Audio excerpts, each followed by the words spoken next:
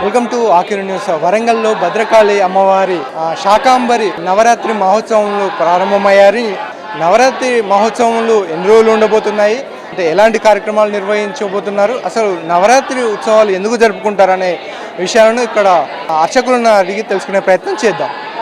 భద్రకాళి శరణమ్మ నాగరాజ్ శర్మ ముఖ్య అర్చక, భద్రకాళి దేవస్థానం. దేవి మహత్యము, దేవి భాగవతం తెలిపినట్టు అమ్మవారును మన కోసం ప్రార్థిస్తే మన మట్టికే ఇస్తుంది, అదే లోకం కోసం ప్రార్థిస్తే అన్నీ ఇస్తుందట. అలాగే దేవి మహత్యములో తెలిపినట్టు మనకు కొన్ని సంవత్సరాల క్రితం ఓ యుగములో అనేక కరువు కాటకాలు ఏర్పడినవి, వర్షాలు లేక ప్రాణులు అల్లాడుతున్నవి, పశుపక్షాదులు మరణిస్తున్నవి, తిండి లేని పరిస్థితి దుర్భరంగా దుర్భేద్యంగా మారింది ప్రకృతి మొత్తం.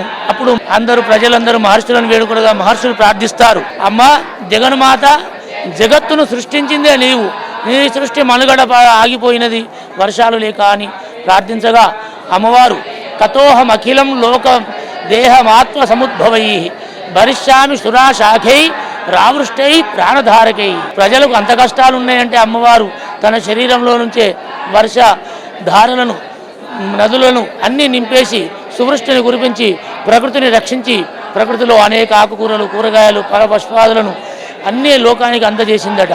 మరి భగవంతుడికి కృతజ్ఞతా భావం అంటారు. భగవంతుని ఆలయాలు ఎందుకు, మరి భగవంతుని మనం ఎందుకు ప్రార్థించాలి? మనుష్య జన్మలో తాత్పర్యం ఏమిటి అంటే, ఈ లోకములో మనకంటూ నలుగురికి రుణపడి ఉంటాము. ఎవరికి? తల్లిదండ్రులకు జన్మనిచ్చినారు కాబట్టి వారి రుణాన్ని తీర్చుకోలేం, కాబట్టి వారి సేవతోటే మన రుణము కొంత తీరుతుంది. అలాగే మహర్షులు లోకానికి అనేక దేవతామూర్తులను అందజేశారు కాబట్టి వారిని ధ్యానించడం, కాబట్టి మన గోత్రాలుగా పెట్టుకున్నాం కౌండిన్యుడు, వశిష్ఠుడు అని. మన గోత్రాలలో ఒక్కొక్క మహర్షి ఉంటాడు. అదే విధముగా గురువు మనకు పాఠాలు నేర్పినాడు. అదే విధముగా దైవం మరి ఇన్ని జన్మలు ఇచ్చింది. ఇందరినీ ఏకకాలంలో పూజించే సమయం ఏదన్నా అంటే గురువు. ఒక్క గురువును కనుక మనం పూజిస్తే తల్లిదండ్రులను సేవించవచ్చు, తల్లిదండ్రులతో పాటు గురువును పూజిస్తే దేవతను ఆరాధించినట్టే, అలాగే మహర్షులను కూడా పూజించినట్టే. కాబట్టి ఇప్పుడు వచ్చేది వ్యాస పౌర్ణమి, గురు పౌర్ణమి నాడు అమ్మవారిని బాగా ఆరాధిస్తారు. అదేవిధంగా పూర్వకాలము వరంగల్లో కూడా అనేక కరువు ఏర్పడ్డది. ఈ కరువు తీర్చుటకు ఉన్న ప్రజలందరూ కూడా భద్రకాళి ఆలయంలో ఉన్న అప్పుడు ప్రధాన ఆచార్యవర్యులు మా గురుదేవులు గణేష్ శాస్త్రి గారు మొన్న 2011లో వారు అమ్మవారు లోకాన్ని, స్వర్గలోకాన్ని పొందినారు. వారు అనేక శాస్త్రాలు అధ్యయనం చేసి కాశీలో పండితులు, వరంగలు రాగానే అమ్మవారిని చూసి ఇక్కడే ఆగిపోయినారు. ఇక తన శేష జీవితం మొత్తము భద్రకాళి అమ్మవారికి అంకితం చేద్దామని ఇక్కడే మొత్తం చిన్నతనంలో వచ్చి అమ్మవారి ఆలయాన్ని వృద్ధిపరుస్తూ అమ్మవారి పూజలు అందిస్తూ ఉన్నారు. వారి కుమారులే ఇప్పుడు ప్రధాన అర్చకులు. వారు భద్రకాళి శేషు గారు కూడా తండ్రిని అనుసరించి అమ్మవారికి శాకాంబరి చేస్తూ వస్తున్నారు. అదేవిధంగా శాకాంబరిని మనం ప్రార్థించినా, ఎవరు పూజించినా, ఎవరు ఆరాధించినా లోకానికి ఉపకారం. వర్షాలు చక్కగా కురుస్తాయి, చక్కటి పంటలు పండుతాయి.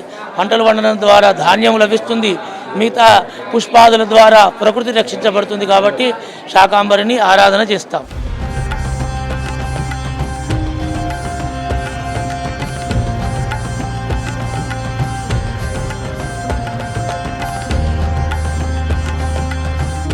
వాళ్ళు ఎన్ని రోజులు జరుపుకుంటారు, ఏమేమి చేస్తారు? నవరాత్రులు అంటే 9 రోజులు, కానీ శాకాంబరి నవరాత్రులు వచ్చేసరికి 15 రోజులు. ఒక్కొక్క రోజు పాడ్యమి నుంచి పౌర్ణమి వరకు 15 తిథులు ఉంటాయి.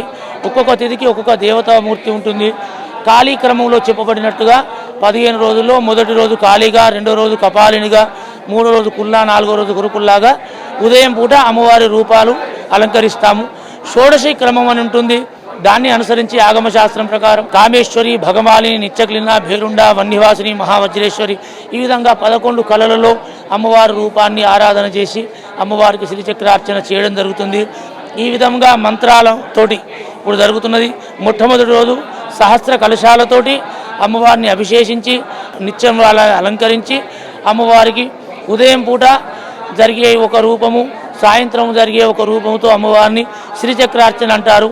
ఇవి నవరాత్రులు దేవాలయం లోపలే జరుగుతాయి. ఈ విధంగా చేయడం ద్వారా అమ్మవారు సంతోషపడి మనకు కావలసినది అమ్మవారు అందజేస్తుంది. అంటే భక్తులు ఇక్కడికి వచ్చిన వారు కూడా ప్రత్యేకంగా అంటే కోరికలు నెరవేరుతాయని అంటారు కదా, ఏమంటారు? భక్తుని యొక్క కోరికలు అమ్మవారు ఏ విధంగా తీరుస్తుంది అంటే, భక్తుడు అంటే మనం పూర్తిగా తెలుసుకోవాలి. భక్తుడు అంటే నేనొక్కనే బాగుండాలి, నాకే ఆలయం ఇది నాదే అంటే వాడు భక్తుడు కాదు. అమ్మవారి ఆలయంలో ప్రవేశించగానే ఇక్కడ వేరే ఆలోచన లేకుండా అమ్మవారిని త్రికరణ శుద్ధిగా అమ్మవారిని ప్రార్థించాలి. అట్లయితే అమ్మవారు తొందరగా మనల్ని అనుగ్రహిస్తుంది. మన కోరిక అమ్మవారికి తెలుస్తుంది. అమ్మవారు మన కోరికలు తొందరగా తీర్చాలి అంటే అమ్మవారి పైన పరిపూర్ణమైన ప్రగాఢ విశ్వాసాన్ని కలగాలి. వేరే ఆలోచన లేదు. అమ్మవారిని ధ్యానించాలి. కూర్చొని పరితపిస్తే అమ్మవారి కోరిక తీరుతుంది. మన భద్రకాళి అమ్మవారు కూడా అలాగే అనేక కోరికలు తీర్చినది కాబట్టి ఇవాళ అనేక మంది భక్తులు రోజు రోజుకు నానాటికి సంఖ్య పెరుగుతున్నదంటే మన కోరికలు అమ్మవారు తీర్చినట్టే కదా.